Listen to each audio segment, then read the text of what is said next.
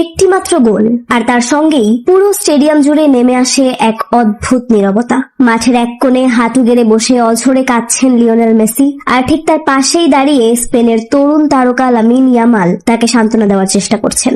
এভাবেই যেন পর্দা নামলো বিশ্ব ফুটবলের এক কিংবদন্তি অধ্যায়ের। কারণ ঠিক এই ম্যাচের পরপরই নিজের অবসরের ঘোষণা দিয়ে দিলেন ফুটবল বিশ্বের সর্বকালের সেরা খেলোয়াড় লিওনেল মেসি। ঠিক কি ঘটেছিল ফাইনালে, কিভাবে একটি স্বপ্নের পরিসমাপ্তি ঘটলো এমন এক করুণ পরিণতিতে, পুরো বিস্তারিত থাকছে আজকের প্রতিবেদনে। চলুন শুরু করা যাক।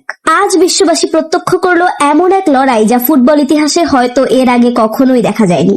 একদিকে ছিল স্পেন, যারা পুরো এই বিশ্বকাপে একটি ম্যাচও হারেনি।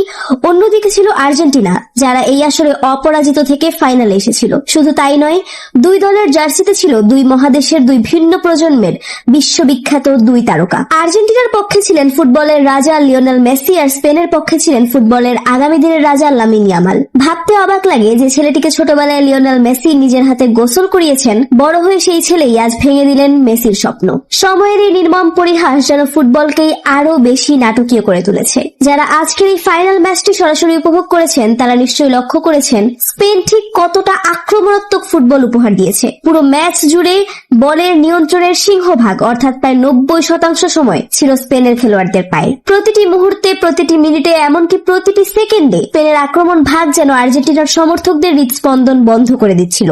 একের পর এক আক্রমণ, একের পর এক গোলের সম্ভাবনা তৈরি হচ্ছিল, কিন্তু কোনোভাবেই আর্জেন্টিনার শক্তপোক্ত রক্ষণ ভাগ ভেদ করে বল জালে জড়াতে পারছিল না স্পেনের ফরওয়ার্ডরা। অন্যদিকে আর্জেন্টিনার এমন বাজে পারফরমেন্স দেখে হতাশ হয়ে পড়েন স্টেডিয়ামে উপস্থিত হাজার হাজার দর্শক এবং টেলিভিশনের পর্দার সামনে বসে থাকা বিশ্বজুড়ে কোটি কোটি সমর্থক। একটি বিশ্বকাপ ফাইনাল খেলতে নামা দল যে এতটা নিষ্প্রাণ ফুটবল খেলতে পারে তা হয়তো আজ আর্জেন্টিনাকে না দেখলে বিশ্বাস করাই কঠিন হতো। পুরো ম্যাচে আর্জেন্টিনা 3 থেকে 4 বার স্পেনের ডি বক্সের ভেতরে বল নিয়ে প্রবেশ করতে পেরেছিল বলে মনে হয় না। একের পর এক ফাউল, একের পর এক হলুদ কার্ড, এভাবেই যেন কোন রকমের সময় পার করছিল আর্জেন্টিনা, অথচ বাস্তবিক অর্থে কার্যকর কিছুই করতে পারছিল না মাঠে। স্পেনের পায়ে বল, একের পর এক আক্রমণ, আর আর্জেন্টিনা যেন শুধু সেই আক্রমণগুলো ঠেকিয়ে যাওয়ার লড়াইয়ে ব্যস্ত ছিল পুরোটা সময়। এভাবেই শেষ হয় নির্ধারিত 90 মিনিটের খেলা। তখনও স্কোর বোর্ডে চলছিল 0-0 সমতা, আর্জেন্টিনা 0 স্পেন 0। এরপর খেলা গড়ায় অতিরিক্ত সময়ে 30 মিনিটে। অনেক সমর্থক তখনও আশা করেছিলেন হয়তো এবার ঘুরে দাঁড়াবে আর্জেন্টিনা, কিন্তু বাস্তবে ঘটলো ঠিক তার উল্টোটা। আগের চেয়েও যেন আরো এলোমেলো, আরো দিশাহীন ফুটবল খেলতে শুরু করলো দলটি। মাঠে তারা ঠিক কি করছে, কাকে বল দিচ্ছে, কোথায় পাস বাড়াচ্ছে, যেন কিছুই তারা নিজেরাই বুঝে উঠতে পারছিল না। একের পর এক ভুল পাস, উদ্দেশ্যহীন শট, এভাবেই শেষ হয় অতিরিক্ত সময়ের প্রথম 15 মিনিট। এরপর শুরু হয় বাকি 15 মিনিটের খেলা। ততক্ষণে টেলিভিশনের পর্দার সামনে বসে থাকা কোটি কোটি সমর্থক ভাবতে শুরু করেছিলেন হয়তো এই ম্যাচের ফয়সালা হবে টাই ব্রেকারে গিয়ে। তবে এই শেষ 15 মিনিটেও স্পেন থামেনি। আর্জেন্টিনার গোল পোস্ট লক্ষ্য করে একের পর এক আক্রমণাত্মক আক্রমণ চালিয়ে গেছে তারা, আর সেই আক্রমণগুলো একের পর এক অসাধারণ দক্ষতায় ঠেকিয়ে যাচ্ছিলেন আর্জেন্টাইন বাজ পাখি এমিলিয়ানো মার্টিনেজ। কিন্তু শেষ পর্যন্ত আর ঠেকানো গেল না। একেবারে শেষ মুহূর্তে অর্থাৎ অতিরিক্ত সময়ের 106 মিনিটে স্পেনের সেন্টার ফরওয়ার্ড ফার্নান্দো তোরেসের পায়ের এক নিখুঁত শটে প্রথম গোলটি হজম করে আর্জেন্টিনা। বলটি জালে জড়ানোর সঙ্গে সঙ্গে লিওনেল মেসির মুখ একেবারে শুকিয়ে যায়। মুহূর্তের মধ্যেই তার মুখের সমস্ত আশার হাসি রূপ নেয় গভীর হতাশা আর কান্নায়। শুধু মেসি একা নন, আর্জেন্টিনার বাকি খেলোয়াড়দের চোখে মুখেও ফুটে ওঠে একই বেদনার ছাপ। গ্যালারিতে বসে থাকা হাজার হাজার দর্শকের চোখেও তখন জল। প্রত্যেকের মনে যেন একটাই কথা বাজছিল, এখানেই বুঝি শেষ হয়ে গেল সব স্বপ্ন। একজন মেসির জীবনের শেষ বিশ্বকাপের স্বপ্ন পূরণ আর হলো না। শেষ পর্যন্ত তাকে খালি হাতেই যেন মাঠ ছাড়তে হলো। যদিও এরপর স্পেন আরো একটি গোল করেছিল আর্জেন্টিনার জালে, কিন্তু অফসাইডের কারণে সেই গোলটি বাতিল ঘোষণা করেন রেফারি। শেষ পর্যন্ত রেফারির দীর্ঘ বাঁশির শব্দে যখন খেলা সমাপ্তির ঘোষণা আসে, স্পেনের খেলোয়াড়রা তখন মেতে ওঠেন উল্লাসে আর বিজয়ের উদযাপনে। ঠিক সেই মুহূর্তে মাঠের অন্য প্রান্তে মাটিতে হাঁটু গেড়ে বসে অঝরে কাঁদছিলেন লিওনেল মেসি, আর ঠিক তখনই এগিয়ে আসেন লামিন ইয়ামাল। নিজের প্রতিপক্ষ দলের এই কিংবদন্তির কাঁধে হাত রেখে তাকে সান্ত্বনা দেওয়ার চেষ্টা করেন। এই দৃশ্যটি মুহূর্তেই প্রতিটি আর্জেন্টাইন সমর্থকের হৃদয় স্পর্শ করে যায়। জয় পরাজয়ের ঊর্ধ্বে গিয়ে প্রতিপক্ষের প্রতি এমন সম্মান আর মানবিকতার প্রকাশ, এটাই হয়তো ফুটবল খেলাটির প্রকৃত সৌন্দর্য এবং মাহাত্ম্য, যা স্কোরবোর্ডের সংখ্যার চেয়েও অনেক বেশি কিছু বলে দেয়। এই ফাইনাল ম্যাচটি নিয়ে বিশ্লেষকদের মধ্যে শুরু হয়েছে ব্যাপক আলোচনা।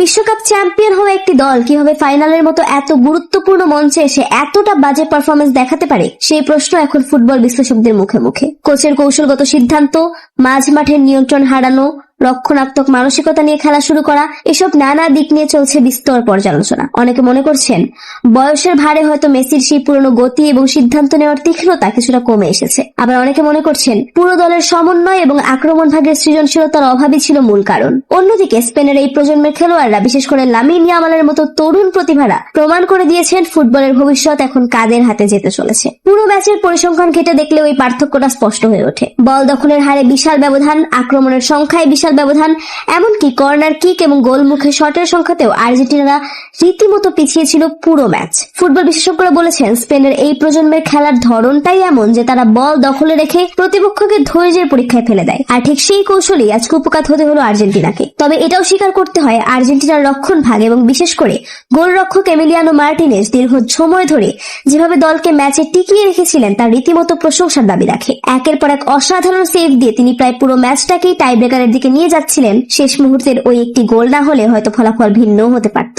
লিওনেল মেসির এই বিদায় নিছক একটি ম্যাচের হার নয়, বরং এক যুগের অবসান বলেই মনে করছেন ফুটবল প্রেমীরা। বছরের পর বছর ধরে যে মানুষটি নিজের পায়ের জাদুতে গোটা বিশ্বকে মন্ত্রমুগ্ধ করে রেখেছিলেন, ব্যালন ডিওর জিতেছেন একের পর এক, ক্লাব ফুটবলে অর্জন করেছেন অসংখ্য শিরোপা, জাতীয় দলের হয়ে তুলে ধরেছেন বিশ্বকাপ, তার ক্যারিয়ারের শেষ অধ্যায়টা এভাবে চোখের জলে লেখা হবে তা হয়তো কেউই প্রত্যাশা করেনি। তবে ফুটবল ইতিহাস স্মরণ রাখবে তার অবদান। কোন একটি ফাইনালের ফলাফল দিয়ে তা বিচার করা যায় না। অন্যদিকে লামিন ইয়ামালের মতো তরুণ প্রতিভার হাত ধরে যেভাবে স্পেন এক নতুন সোনালী প্রজন্মের সূচনা করলো, তা আগামী দিনের বিশ্ব ফুটবলের গতিপথ অনেকটাই বদলে দিতে পারে বলে মনে করছেন বিশেষজ্ঞরা। বয়সে তরুণ হলেও ফাইনালের মতো চাপের ম্যাচে যেভাবে তিনি পরিণত মানসিকতার পরিচয় দিয়েছেন এবং শেষে প্রতিপক্ষের কিংবদন্তিকে সান্ত্বনা দিতে এগিয়ে এসেছেন, তা তাকে ইতিমধ্যেই ভক্তদের কাছে এক বিশেষ জায়গায় বসিয়ে দিয়েছে। তবে ফলাফল যাই হোক না কেন, লিওনেল মেসির ফুটবল ক্যারিয়ার নিয়ে বিশ্বজুড়ে কোটি কোটি ভক্তের হৃদয়ে থাকবে অসংখ্য মধুর স্মৃতি। বছরের পর বছর ধরে তিনি যেভাবে ফুটবল বিশ্বকে মুগ্ধ করে রেখেছিলেন,